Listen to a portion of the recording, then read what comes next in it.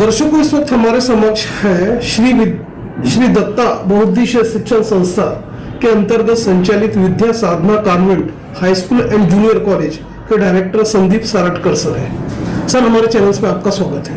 नमस्कार सर, हम आपसे ये जानना चाहेंगे कि स्कूल और कॉलेज दिन प्रतिदिन काफी प्रगति की ओर अग्रसर होते जा रहा है, तो आप ये बताइए किस तरह का अपने यहाँ कल्चरल कार्यक्रम होते हैं, क्या स्कूल की प्रगति है, उस बारे में आप बताइए। देखिए सर, हमारा Vidya Sadhana convent high school and junior college, इसका एक करिकुलम एक्टिविटी हम लोग साल के शुरुआत में प्रिपेयर करते हैं। बच्चों का सर्वांगीण विकास हो, इसीलिए ये सारी एक्टिविटी हम लोग बच्चों के लिए प्रिपेयर करते हैं। उसमें बच्चों के साथ साथ एजुकेशन हो गया, उनका खेल कूद में भी उनका जो सहयोग रहेगा, उसके अलावा कल्चरल एक्टिविटी भी हम लोग उनके लिए प्लान करते हैं। उसी का अगर एग्जांपल देखना चाहें तो इस साल हमने 2 साल बाद, कोविड के जो 2 साल गए, उसके बाद एक बहुत बड़ा 32वें साल का स्कूल का एक एनुअल फंक्शन हमने वसंतराव देशपांडे हॉल में हाल ही में हम लोग वहाँ पे ऑर्गेनाइज किया था। तो उसमें क्या होता है कि बच्चों में जितने भी सुप्त गुण होते हैं उसमें उभर आते हैं और उनका टैलेंट उसमें दिखता है, और साथ ही साथ पढ़ाई के साथ साथ थोड़ा सा चेंज होने के कारण उसमें पढ़ाई में भी काफी इफेक्ट पड़ता है। सर, जब हम स्कूल की प्रगति के बारे में बात करते हैं तो आप ये बताइए कि स्कूल में जो पालक वर्ग जो आपके स्कूल में आता है, अपने बच्चों को भेजता है, तो उसकी भी उम्मीदें भी काफी रहती है। हाँ। कि आगे चल के बच्चों में सॉफ्ट स्किल डेवलपमेंट आए, हर तरह से उनका विकास हो, बौद्धिक विकास हो, और एक्स्ट्रा करिकुलर एक्टिविटीज में गेम्स है, जो अभी कंप्यूटर है, तो उसमें भी उसको नॉलेज मिले। तो आप ये बताइए, इंफ्रास्ट्रक्चर जो चाहिए बच्चों को विकास के लिए, तो आप ये किस तरह से यहाँ पे उसका सेटअप है, उस बारे में आप बताइए। देखो, हमारे पास बच्चों के एजुकेशन के प्रति, जैसे ही बच्चा मान लीजिए 3.5 साल का यहाँ पे अपने पेरेंट्स यहाँ पे एडमिशन देते हैं, तो उनका एक व्यू होता है कि यहाँ डालने के बाद आगे चल के बच्चा कुछ ना कुछ बने। तो उसी फ्रेम में हम लोग प्रिपेयर करने के लिए सारे एक्टिविटी, हमारे पास कंप्यूटर लैब है, प्ले ग्राउंड है, उसके बाद मैथमेटिक्स की लैब है, सारी सुविधा जो नीडफुल उनके लिए है, सिलेबस में जितना ये है उसमें हम सारा कवर करने की कोशिश करते हैं। और सबसे मेन चीज कि मेरे यहाँ जो स्टाफ उनको हम लोग प्रोवाइड करते, काफी पुरानी फैकल्टी हमारे यहाँ है, काफी एजुकेटेड लोग यहाँ पे हमने ये किया, उनको जॉब दिया है।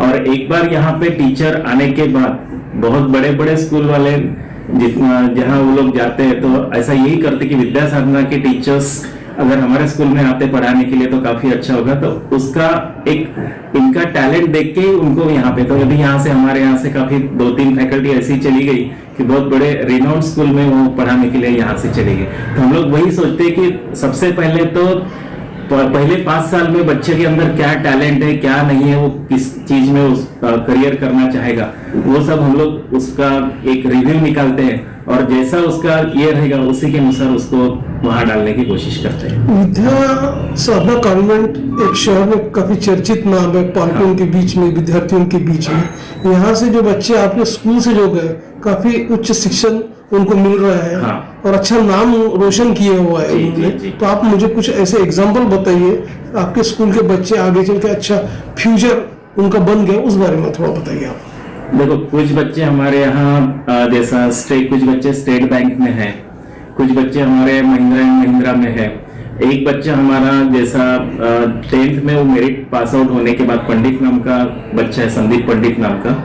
तो अपने वो जो मूवी अभी आई थी हाल में, जैसा इसका बिहार में जो कोचिंग चलता है, सुपर 25 नाम की जो मूवी आई थी, तो वो कोचिंग में भी उसने ये किया था, यहाँ से मेरिटोरियस रहने के बाद वहां पे उसका एडमिशन मिला था।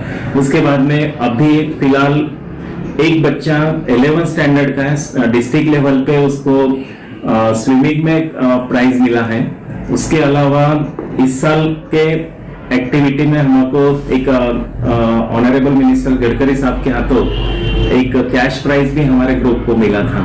और पढ़ाई के बारे में देखोगे तो हमारा जो रिजल्ट लगता है 100% रिजल्ट की परंपरा हम लोग कायम रखते हैं, वो 10th स्टैंडर्ड और 12th स्टैंडर्ड दोनों के लिए।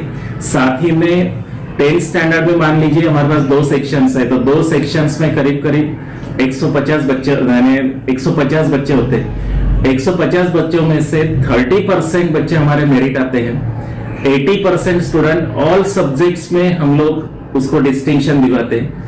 उसके अलावा एक अभी लास्ट ईयर कोविड के पहले की जो बैच हुई थी उसमें एक बच्चा का मैथमेटिक्स में उसको 100 आउट ऑफ 100 मार्क्स उसने किए थे। संस्कृत सब्जेक्ट हमारे पास है, संस्कृत में भी आउट ऑफ मार्क्स लेने वालों की मतलब बच्चों की संख्या ज्यादा है। उसके अलावा हिस्ट्री, ज्योग्राफी है, मैथमेटिक्स है, साइंस है, इवन इंग्लिश है। ऑलमोस्ट बच्चे यानी पेरेंट्स को सरप्राइज देके जाते हैं कि पेरेंट्स को पता भी नहीं चलता कि मेरा बच्चा ये लेवल का था। एक मेश्रम नाम का लड़के का मैं एग्जांपल आपसे शेयर करना चाहूंगा। हम लोग ऐसे ही 10th स्टैंडर्ड के प्रीवियस एग्जाम के पहले उनका एक होम विजिट का ये करते हैं। होम विजिट में हम उसके घर में गए तो उसकी मम्मी थी, पापा मतलब पुलिस में थे तो वो तो ड्यूटी थे। तो मम्मी का स्टेटमेंट ये था कि सर बोले ये बच्चा पास हो जाएगा तो अच्छा होगा, बस इसमें एटम में निकलेगा तो अच्छा होगा। लेकिन उनके घर में उसके टैलेंट की कदर नहीं थी, लेकिन हमारे टीचर्स ने उसको परखा था और वो बच्चा 94% लेके पास हुआ था। ऐसा एक मतलब मिडिल क्लास से भी आते हुए या अच्छे घर का भी बच्चा आते हुए यहाँ इतना बच्चे प्रोग्रेस करके जाते हैं। विद्या साधना स्कूल का यूं तो देखा गया कि गौरवशाली इतिहास है। हाँ। और आपने काफी उसको तरक्की की शिखर पे पहुंचाया हुआ है स्कूल को। तो सर आप ये बताइए, कितना आप एक शिक्षक सम्राट भी हो, एक तरह शिक्षण सम्राट हो आप, तो आप ये बताइए स्कूल को और अच्छा फ्लोरिश करने के लिए, डेवलपमेंट करने के लिए या बच्चों के हित को देखते हो उसको आगे बढ़ाने के लिए, एक्सपेंशन के लिए, तो आपका क्या एक ड्रीम रोल है उस बारे में बताइए, ड्रीम प्रोजेक्ट क्या है उस बारे में बताइए। अभी दिन ब दिन कैसा है कि पेरेंट्स की मेंटेलिटी यह है कि बच्चा CBSE स्कूल में जाए, क्योंकि जैसा अभी देखो मराठी मीडियम से लोअर इंग्लिश तक अपन लेवल क्रॉस करके दिया। लोअर इंग्लिश के बाद, सेमी इंग्लिश के बाद पेरेंट्स का ये था कि बच्चा हायर इंग्लिश में पढ़े।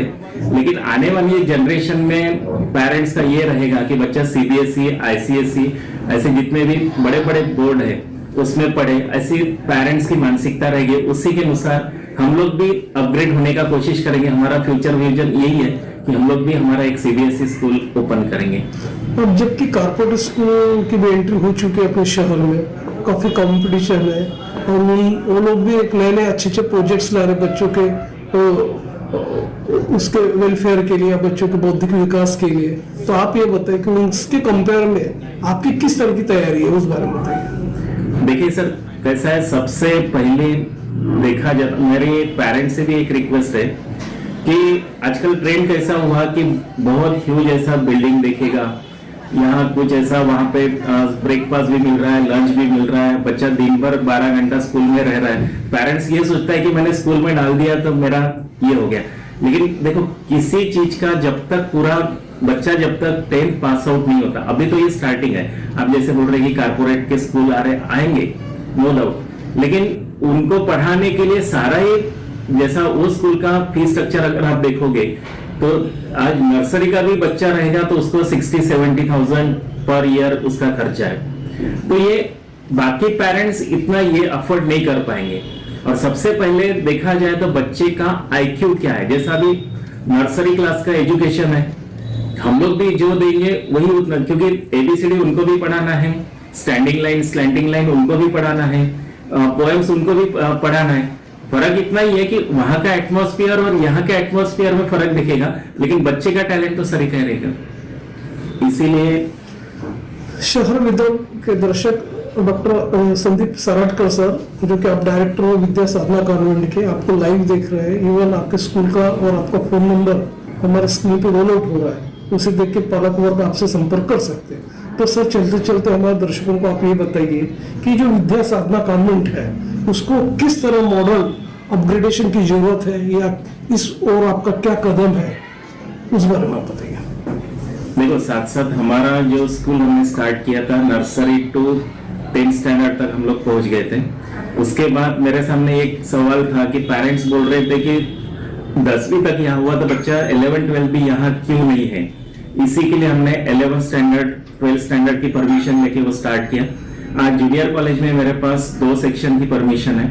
उसके अलावा इंफॉर्मेशन टेक्नोलॉजी और कंप्यूटर साइंस ये दोनों कोर्सेज मेरे पास है। उसके अलावा जो बच्चे जैसा आर्ट करना चाहते हैं या कॉमर्स करना चाहते हैं तो उनके लिए एक सब्स्टिट्यूट करके मेरे पास एक DMLT कॉलेज है, जो डिप्लोमा 2 साल का गवर्नमेंट का डिप्लोमा है वो यदि करते हैं तो बच्चा उसके बाद में भी कॉमर्स आर्ट करके पढ़ सकता है और अर्न एंड लर्न पॉलिसी में वो पढ़ सकता है। उसके अलावा मेरा एक CBSE स्कूल का सपना है और एक मेडिकल से रिलेटेड जितने भी कुछ 1-2 कोर्सेस मैंने प्लान किए हैं वो इन फ्यूचर हम लोग उसका अनाउंसमेंट करेंगे तो वो चलाएंगे। और पेरेंट्स ने आपके स्कूल में जो इंफ्रास्ट्रक्चर है, जो एक मॉडर्न एजुकेशन, जो अपग्रेड आपने जो किया हुआ, उसका ज़्यादा से ज़्यादा लोगों ने लाभ लेना चाहिए, इसलिए आप एक पेरेंट्स को क्या एक मैसेज दोगे? पेरेंट्स के लिए मेरा एक ही मैसेज है कि हम लोग तो पढ़ाते हैं, लेकिन अभी देखो कि स्कूल के तरफ से मैं इतना ही मैसेज देना चाहूंगा पेरेंट्स के लिए कि अभी कोविड के जमाने में मोबाइल का यूज था मानता हूं, लेकिन आज जो बच्चा पढ़ाई कम और मोबाइल में ज्यादा व्यस्त है, ताकि उनके मम्मी डैडी भी उसी में व्यस्त है, तो 10वीं या 12वीं जब तक वो हायर एजुकेशन में एंट्री ना मारे तब तक उन बच्चों को ये स्मार्टफोन से दूर रखिए ताकि उनके परसेंटेज बढ़े और खुद कुछ ना कुछ उनका बच्चा एक गोल साध्य करे। यही मेरा मैसेज है। जैसे कि संदीप सराडकर सर आपने बताया कि विद्या साधना स्कूल में सर्वसमावेशक शिक्षा यहाँ प्रदान की जाती है, ज्यादा से ज्यादा लोगों ने इसका फायदा उठाना चाहिए। आपने हमारे चैनल के साथ बातचीत की उस बारे में।